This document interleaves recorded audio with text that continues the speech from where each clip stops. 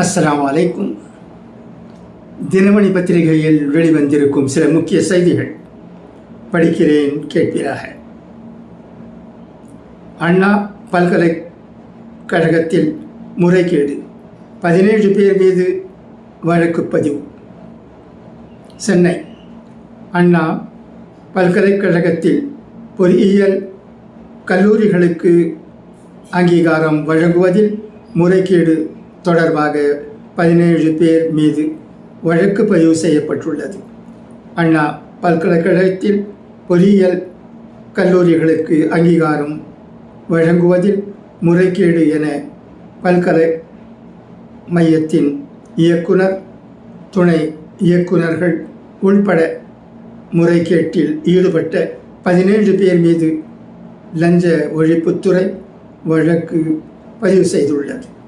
மேலும் முறைகேட்டில் ஈடுபட்ட கல்லூரி நிர்வாகங்கள் மீதும் லஞ்ச ஒழிப்புத்துறை வழக்கு பதிவு செய்துள்ளது.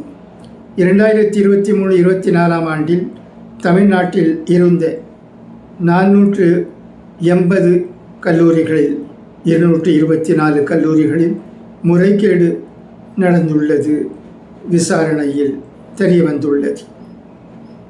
தொடர்ந்து செய்திகளை படிக்கிறேன், கேட்பீராக.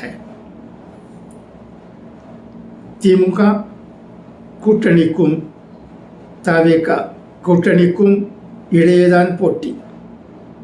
டிடிவி தினகரன். தமிழ்நாட்டில் வரும் தேர்தலில் ஆளும் கட்சி கூட்டணிக்கும் தவேக கூட்டணிக்கும் தான் கடும் போட்டி இருக்கும் என அமமுக பொதுச் செயலாளர் டிடிவி தினகரன் கூறினார். சென்னையில் செய்தியாளர்களுடன் பேசிய அவர், பீகார் தேர்தல் முடிவுகள் தமிழ்நாட்டில் எதிரொலிக்கும் என்று நான் நம்பவில்லை. தேர்தல் ஆணையம் எப்படி இருந்தாலும் தமிழ்நாட்டில் தற்போது திமுக ஆட்சி நடக்கிறது. தமிழ்நாட்டை சேர்ந்தவர்கள்தான் SIR பணிகளில் ஈடுபட்டுள்ளனர். எல்லாரும் இணைந்து அதை சரியாக செய்யும் போது தேர்தல் ஆணையம் என்ன செய்ய முடியும்? தவேக உடன் கூட்டணிக்கு முயற்சிக்கிறேன் என்று சொல்லுகிறார்கள். நாங்கள் இன்னும் எந்த முடிவும் வரவில்லை. சில நாட்கள் எங்களுடன் கூட்டணி குறித்து பேசிக் கொண்டிருக்கிறார்கள். எந்த கட்சி என்று இப்போது சொல்ல முடியாது. எந்த கட்சியையும் நான் தேடிப்போக வேண்டிய அவசியமில்லை.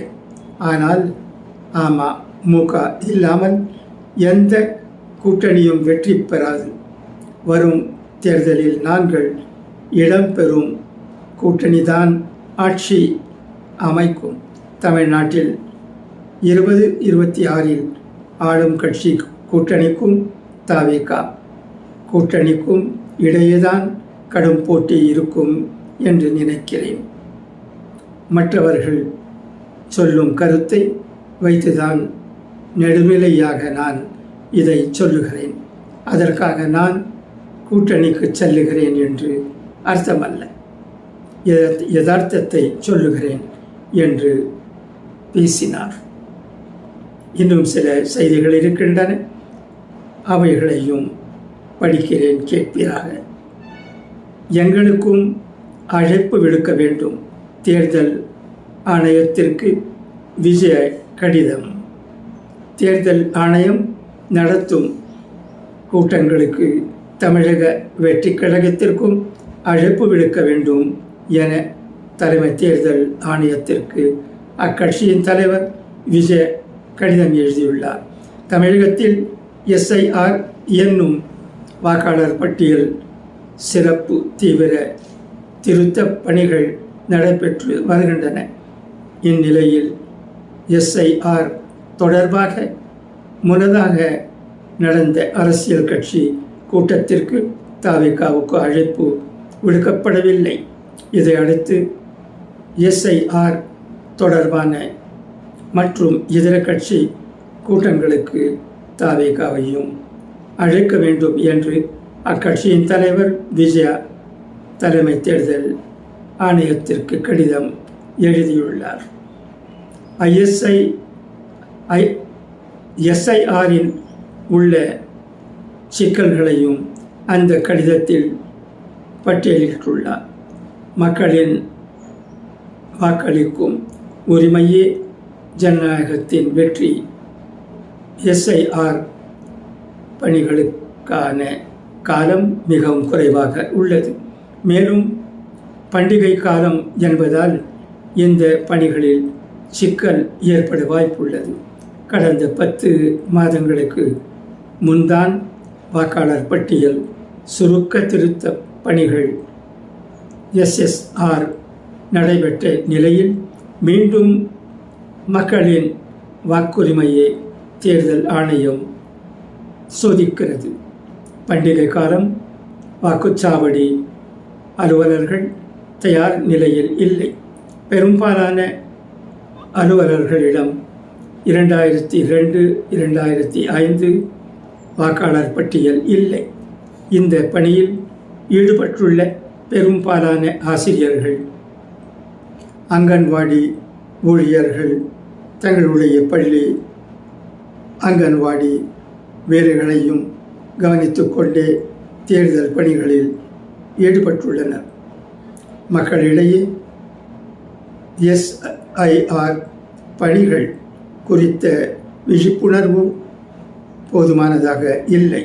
முதலில் எந்த ஆவணங்களும் கொடுக்க தேவையில்லை என்றும், பின்னர் அதிகாரி கேட்டால் ஆவணம் கொடுக்க வேண்டும் என்று தேர்தல் ஆணைய அறிக்கையில் பல குழப்பங்கள் உள்ளன.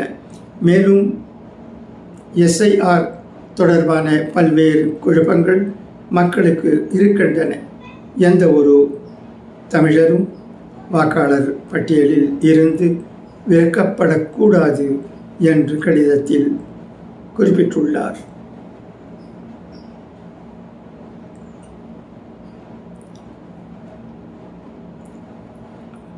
இன்னொரு செய்தியும் இருக்கிறது, அதையும் படிக்கிறேன் கேட்பதாக. தூய்மை பணியாளர்களுக்கான உணவு திட்டம் முதல்வர் தொடங்கி வைத்தார்.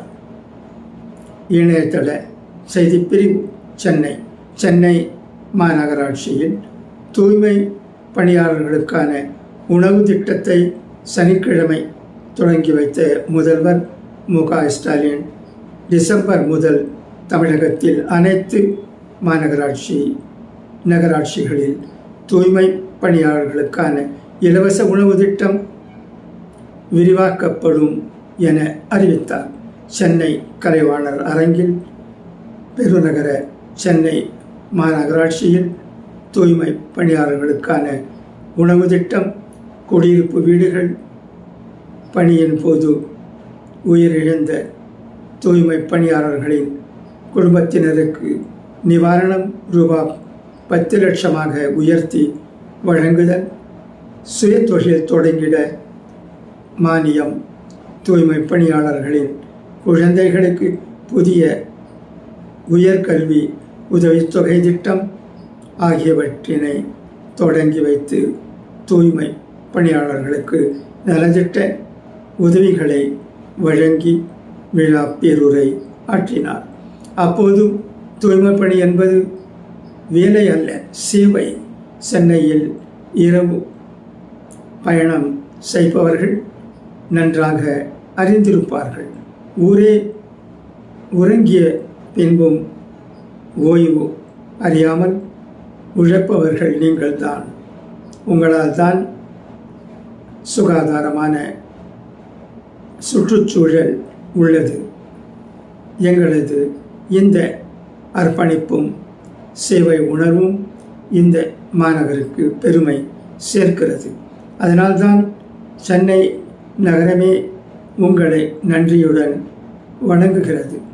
அதனால்தான் உங்களது நலனை காக்கும் வகையில் இலவச உணவு வழங்குதல் உள்ளிட்ட திட்டங்கள் செயல்படுத்தப்பட்டுள்ளன. முதல் கட்டமாக ரூபா 186 94 கோடி செலவில் பெருநகர் சென்னை மாநகராட்சியில் உள்ள 29,455 தூய்மை பணியாளர்கள் பூங்கா ஊழியர்களுக்கு 3 வேளை உணவு வழங்கப்படுகிறது. சென்னையில் தொடங்கப்பட்ட தூய்மை பணியாளர்களுக்கான உணவு வழங்கும் திட்டம் வரும் டிசம்பர் 6ஆம் தேதி முதல் தமிழகத்தில் உள்ள அனைத்து மாநகராட்சி மற்றும் நகராட்சிகளில் செயல்படுத்தப்பட்டு விரிவாக்கப்படும். சென்னையில் 200 வார்டுகளிலும் தூய்மை பணியாளர்களுக்கான ஓய்வறைகள் கட்டப்படும்.